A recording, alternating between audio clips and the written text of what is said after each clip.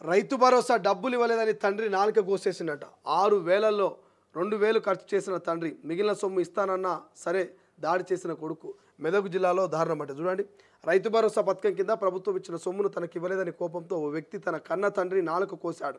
మెదక్ జిల్లా హవేలి గణపూర్ మండలం ఔరంగాబాద్ తండాలో మంగళవారం ఈ ఘటన జరిగింది.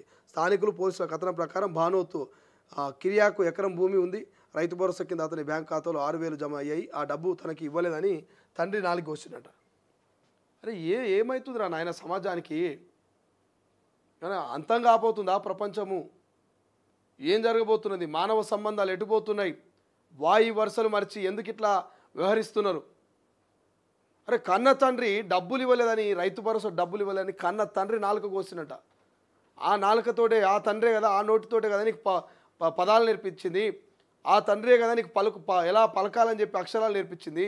ఆ తండ్రే కదా సమాజంలో ఎవరితో ఎట్లా మెలగాలని నేర్పించింది. కన్న తండ్రి నాలుక కోస్తాడు ఎవడన్నా? అరే ఇసోటోళ్ళని ఏం చేయాలి? ఏం చేస్తే వీళ్ళలో మార్పు వస్తుంది? ఎందుకు ఇట్లా వ్యవహరిస్తున్నారు? కన్న తండ్రి నాలుక కోసినట్టు ఒక రైతు భరోసా డబ్బుల కోసం అంటే సమాజం ఎట్టుపోతుంది. గతంలో పెన్షన్ పైసల కోసం కన్న తల్లి తలబలగొట్టినటువంటి సందర్భాలు చూసినాం. గతంలో పెన్షన్ డబ్బులు ఇవ్వలేదని కన్న తల్లిని చంపినటువంటి సందర్భాలు చూసినాం. తలలు పగలగొట్టే సందర్భాలు చూసినాం. ఇప్పుడు మళ్ళా రైతు భరోసా డబ్బుల కోసం కన్న తండ్రి నాలుక కోస్తున్నట. అరే ఇసోటి కొడుకులు ఉంటేంది లేకుంటే ఏంది? సో ఇట్లా రోజుకి పెరిగిపోతున్నాయి. మనం పోల్ కూడా పెట్టినాం. ఏం పెట్టినాం?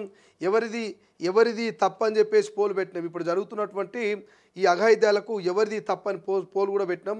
ఒకసారి ఆ పోల్ కూడా చూసేటువంటి ప్రయత్నం చేస్తే రైట్. కన్న తల్లి చెప్పిన 10th క్లాస్ అమ్మాయి తప్పెవడదంటే సోషల్ మీడియా అని చెప్తున్నారు. 60% మంది సోషల్ మీడియా వల్లనే ఈ తప్పులు జరుగుతున్నాయని చెప్తున్నారు.